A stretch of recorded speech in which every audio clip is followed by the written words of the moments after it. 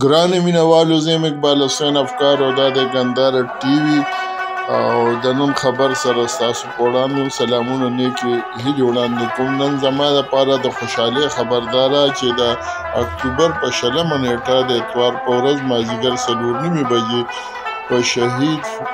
بټو فاونډیشن اسلام آباد کې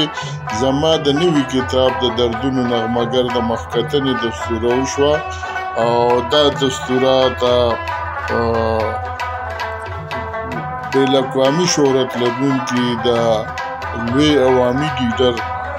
ذوالفقار علي بټو شهید د نوم سره منسوب فاونډیشن چې په 2004 کې بېنظیر بټو شهید هغه وخت دا اداره جوړه کړې وه کله چې هغه په دوبۍ کې د جلاوطنۍ ورځې تېرولې او نن د دغې فاونډیشن په اډیټوریم کې زما د کتاب مخکتنه کېده. په دې مخکتنې په دستوره کې مشران، میلمانه او صدران هم د دې تقریب ویناوالو. نو په دې کې ویناوالو کې محترم ډاکټر یار محمد مغموم صاحب، نمري شفق صاحب،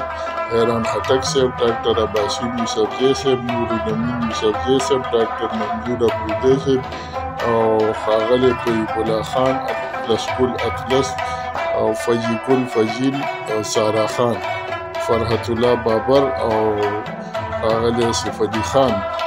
خبرې کړې. دې ټولو زما په فن او شخصیت او په کتاب دردونو نغمهګر په هغې ډېرې ګټورې خبرې وکړې، ډېرې معلوماتي خبرې وکړې او د چیف ایگزیکټیو د فاونډیشن اسف علي خان د ادارې په باب له هم معلومات د ګډونوالو سره شریک کړل او هغوی هم د زما کتاب د دردونو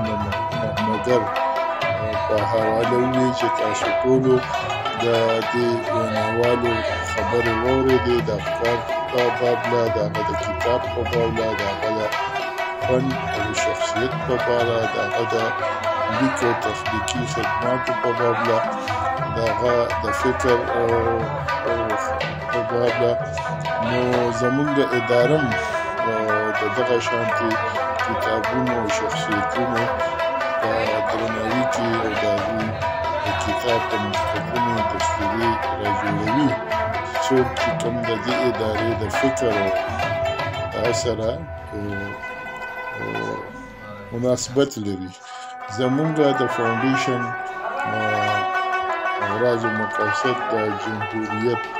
وده، انساني حقوقو خیال ساتل، د ژوند د ټولو ځپلو طبقو د حقوقو باندې مکالمه او دغه شانتې د ځوانانو ستونزو ته نورو د ژوند چې نورې څانګې دي د هغوی د ستونزې چې دی نو په هغوی مکالمه کولو او هغه متفاوتات او دې سره د اقوام متحده چې کومې خصوصي ورځې دي د هغې لمانځنه زموږ